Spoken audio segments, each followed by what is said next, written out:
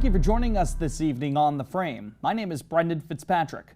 Our top story tonight involves news on a number of major projects within Framingham, one that could impact thousands within the community. Mayor Charlie Sositsky offered a number of updates at the most recent Coburnville Tripoli Neighborhood Association meeting. There, he said that the city is aiming to buy the property of the former Marion High School along Union Ave. When that sale does occur, the city is priming the land to be the site of a new community center. The roughly $15 million in American Rescue Plan Act money that Framingham still has in store must be obligated by the end of 2024, and it may be utilized for the purchase and renovation of the Marion building. Additionally, Sositsky said Framingham is set to buy property along Bethany Road in order to open a new elementary school on the city's south side. The mayor added that the transaction is primed to be completed this year. Other updates given by the mayor at the meeting included his administration's efforts in improving road and sidewalk infrastructure in the area, increasing Lake Washakum's accessibility, and adding more splash pads to the south side of Framingham. An update now on the ongoing migrant situation here in the city and across the state, as Massachusetts Governor Maura Healey recently announced that migrants within the Commonwealth's emergency shelter system are being offered additional legal services. The Office for Refugees and Immigrants, as well as the Executive Office of Health and Human Services, will be making more resources available, especially for assistance in navigating work authorization. One of the local organizations providing this assistance will be Jewish Family Services of Metro West. Back in August, Healey declared a state of emergency stemming from the growing number of migrants in Massachusetts communities, including Framingham. A quote from the governor read, "While we continue to advocate for the federal government to make desperately needed changes to the work authorization program, this program is an important step for us to provide legal assistance that can speed up this process." Sositsky provided a locally based update on the migrant situation at Tuesday night's meeting of the Framingham City Council. The mayor noted that 65 families seeking asylum are in the city, adding that the matter is, quote, fluid. We're monitoring it because it has an impact on our schools because of the number of students. And we're just waiting to see where they move these families, if they move them again, whether they move them to another location in Framingham or they move some of them out of the city, which could mean that we may have to be responsible for busing kids to Framingham schools from another community. The mayor explained to councilors that the site referred to as Hotel Number 3 had bowed out of the sheltering program, meaning that the city and state have been working towards moving some migrant families to different locations inside and outside of Framingham. Framingham is now accepting bid proposals for the planned upgrades at Mary Dennison Park. The city is slated to make improvements at the roughly 15-acre site. Those renovations include better sewer lines, improved lighting, new turf athletic fields, and bigger playground spaces. Efforts to renovate the park have been ongoing since 2014, according to the city. Sub-bids will be accepted through October 18th, while general bids are due by November 1st. Entities interested in taking up the work are invited to meetings at the park on October 4th and October 24th. 3.2 miles of trails to extend the Bruce Freeman Rail Trail into Framingham have been secured through a purchase by city officials. As of now, the trail goes through Lowell, Chelmsford, Westward, Carlisle, Acton, and Concord. Framingham and Sudbury are now slated to be added to that list, as they'll be connected to surrounding communities for runners, walkers, and other non-motorized travelers to take advantage of. According to city officials, the deal still needs to be approved at the federal level. If you want to read more about the rail trail or any of these stories presented tonight, visit our website, www.theframe.news. We've got you covered, from local weather and traffic to other stories that matter to your community.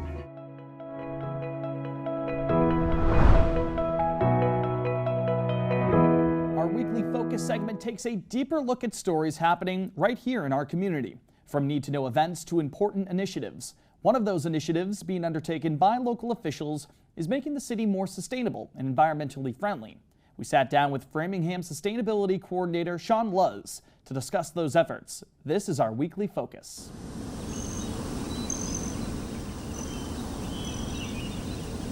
really it's here now. Sometimes when people talk about climate change, it's this thing that's in the future, and we're going to start seeing the impacts significantly later on. But we're already seeing those with increased storms, extreme heat, that type of thing. So my name is Shawn.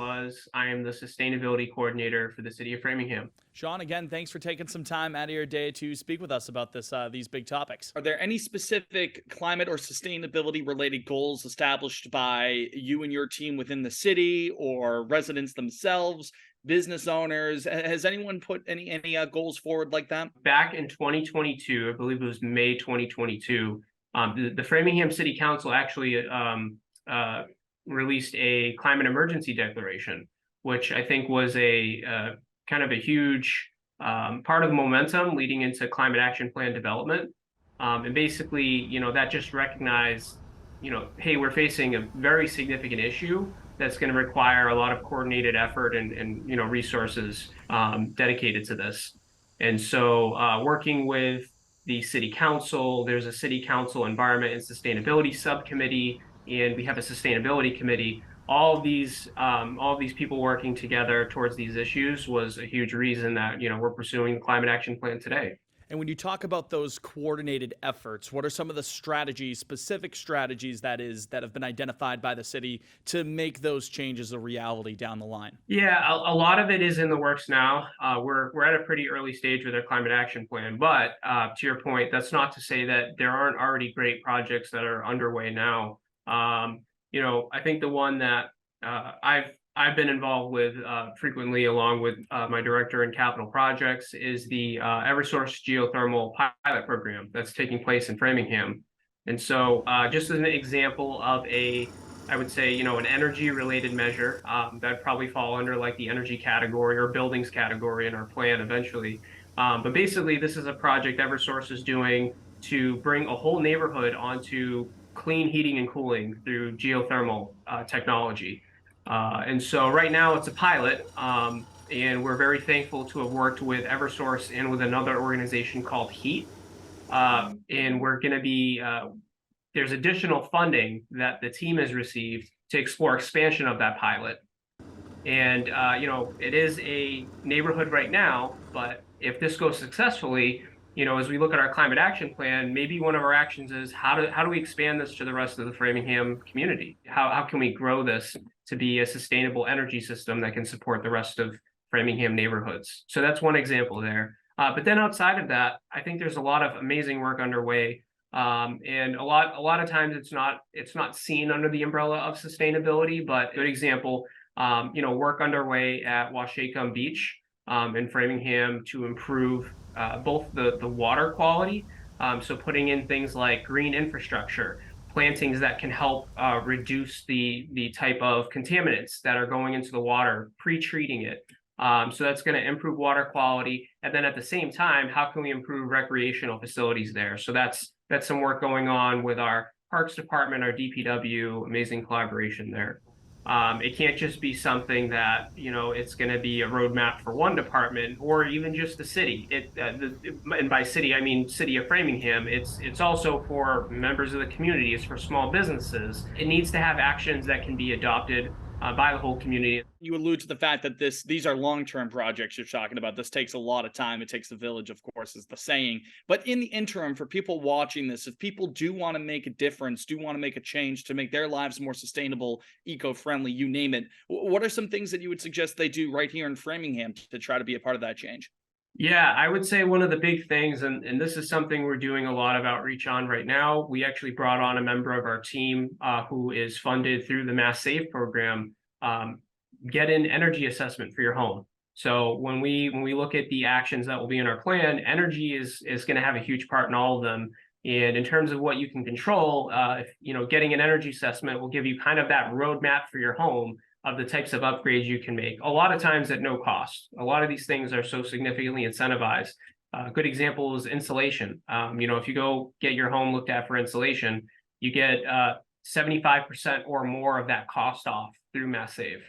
So we're trying in many cases not to reinvent the wheel. That those resources are out there. We just need people to know about them and really take advantage of them. So I would say that's one major one. Outside of that, the website has a lot of, different great resources.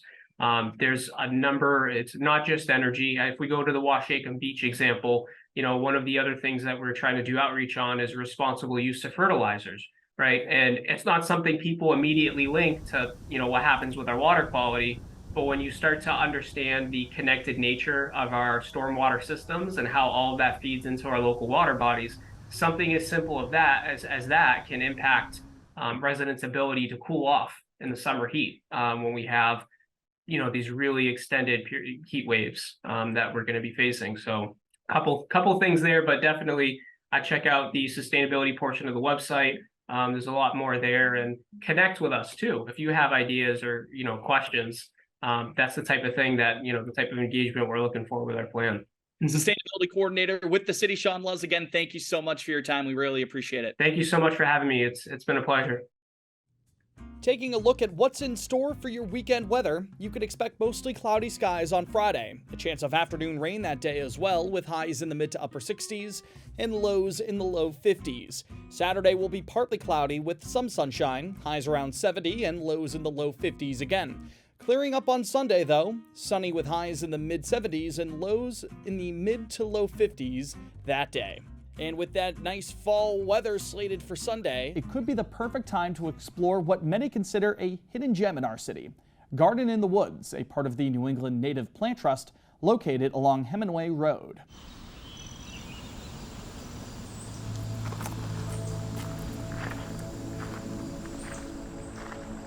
There's so much more going on than you see. Oftentimes we look out the window, on the highway, or we just see these like walls of green, but that there's individual plants to look at, and they all have their own story and they're all doing their own thing. In the middle of Framingham, we have this like jewel here. It's really special. So my name's Bess Popek. I'm the Director of Public Programs for Native Plant Trust, and today Garden in the Woods.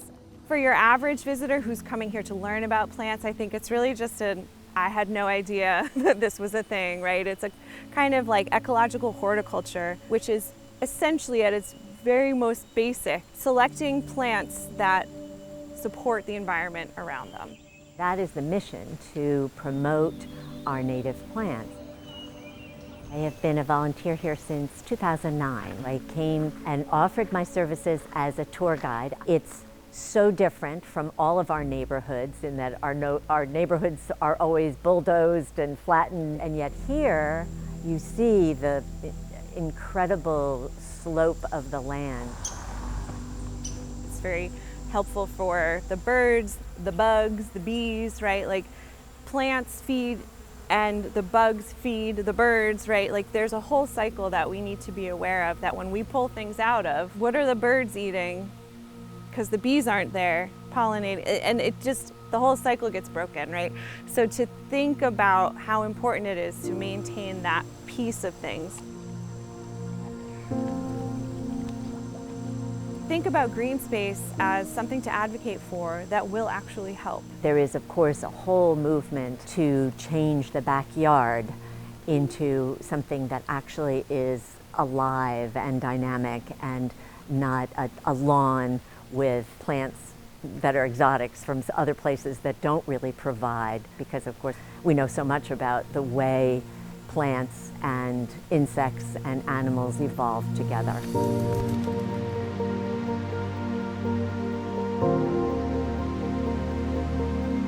We want to be able to reach all of the different kinds of gardeners and really get this message out there of the importance of native plants and understanding that plants really play a huge role in our climate and our world around us, thinking about our own peace and our own serenity, living our lives, to just remind us like, oh yeah, this was here first. Like we're visitors, right? And to sort of try to keep that in mind as we walk through our lives. Bess mentioned to the Frame that this time of year, traffic does pick up at Garden in the Woods. There's still plenty of time to explore until the season ends and the gardens close in mid-October until the spring of 2024. If you do find yourself admiring the beauty that Garden in the Woods has to offer, we would love to see the moments you captured. Feel free to find us on Instagram and tag us at @FrameNews_. Finishing up here today with a look at what else is happening in Framingham. The city's Relay for Life event was originally set for this Saturday the 30th at Bowditch Field, but it's now been postponed to the spring. The city's social media accounts published the announcement. No makeup date has been chosen as of yet. Each year, Relay for Life events across the nation raise money for the American Cancer Society. Proceeds go towards cancer treatment, prevention, and research. A Place to Turn will be reopening their food pantry, a valuable resource to the Metro West community. The pantry is based in Natick, but the organization does assist residents of Framingham. Food, diapers, and other essentials are offered to their clients. With the capital campaign to fund the improvements at the Hartford Street site now complete, A Place to Turn is welcoming clients back in person. And in recognition of the 70th anniversary of the Korean War ceasefire, a ceremony will be held at the Cushing Memorial Chapel this Sunday at 4 p.m. Community members are invited to commemorate the conflict's conclusion, which became official on July the 27th of 1953. For Commander Nick Paganella, program chairperson at the Scott Milley VFW Post 7881, it's important that the community remembers the sacrifices Korean War vets made 7 decades ago, which he feels often gets overshadowed by other significant conflicts in the nation's history. First you have World War II, and then you have the Vietnam War, and then you have Afghanistan, etc. But they never talk about the Korean War, and that's why we term it as the forgotten war. Some of us haven't forgotten it. We just want to turn around and make sure that people at least know about it. We want to honor, we also want to educate, and we also want to commemorate. The mayor will be in attendance, as well as other officials representing efforts to bring South Korean and American culture together. A reminder to you folks that The Frame is an initiative of Access Framingham, your local community media center located right here at our Verdon Street studios. Thanks to them, we're able to present The Frame to you. Access Framingham can be found on RCN Channel 3, RCN HD Channel 1100, Comcast Channel 9, and Verizon Channel 43. More details can be found online at www.accessfram.tv. That's going to do it for this week's Framingham News in Focus. For all of us here at The Frame, thanks for tuning in. My name is Brendan Fitzpatrick. We'll talk to you next Thursday. Have a great week.